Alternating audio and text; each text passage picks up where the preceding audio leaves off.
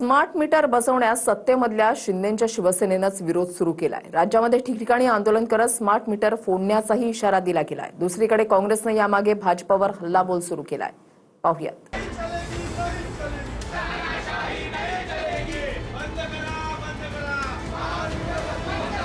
Smart मीटरच्या विरोधामध्ये अकोल्यामध्ये शिवसेनेनं एमएसईबी कार्यालयामध्ये ठिय्या आंदोलन केलं।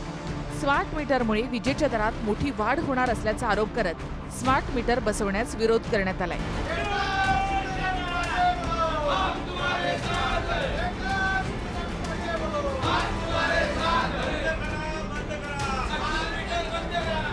कल्याण डोंबिवलीमध्ये सुद्धा काँग्रेसनं आंदोलन केलं।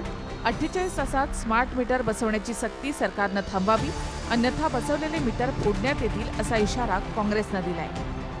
विशेष म्हणजे सत्तेमध्ये सहभागी असलेल्या शिंदेच्या शिवसेनेनं देखील स्मार्ट मीटर बसवण्यास विरोध केलाय।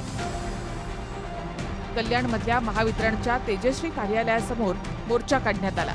महिला पदाधिकाऱ्यांनी महावितरणच्या अधिकाऱ्यांवर बांगड्या फेकत त्यांच्याच सरकारनं घेतलेल्या निर्णयाचा निषेध केलाय। स्मार्ट मीटर हा अडाणी अंबानीच्या घशात सर्वसामान्य माणसाला इलेक्ट्रिक विभाग टाकण्याचा आणि सर्वसामान्य माणसाला वेठीस धरण्याचा प्रयत्न आहे।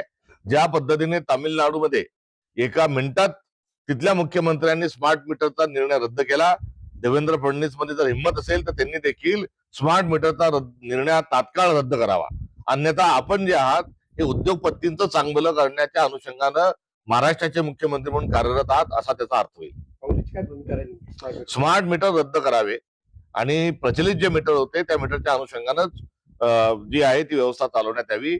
दुखणं एक आहे आणि उपचार दुसरा सुरू आहे। स्मार्ट मीटरच्या विरोधामध्ये कोर्टात याचिकाही दाखल करण्यात आल्या आहेत। स्मार्ट मीटर हे महावितरणच्या खासगीकरणाच्या दिशेनं टाकलेलं पहिलं पाऊल असून याद्वारे वीज बिलामध्ये लूट होत असल्याचा आरोप विरोधक करतायत। तर दुसरीकडे स्मार्ट मीटरमुळे वाढीव बिलं येतात हा आरोप महावितरणनं फेटाळून लावलाय।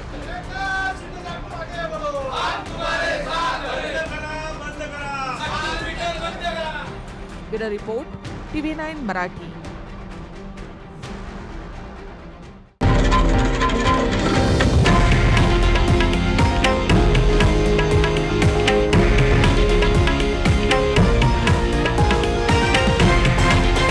हे आहे देशातील नंबर 1 न्यूज नेटवर्क आणि आपण पाहत आहात TV9 मराठी, एकमेव।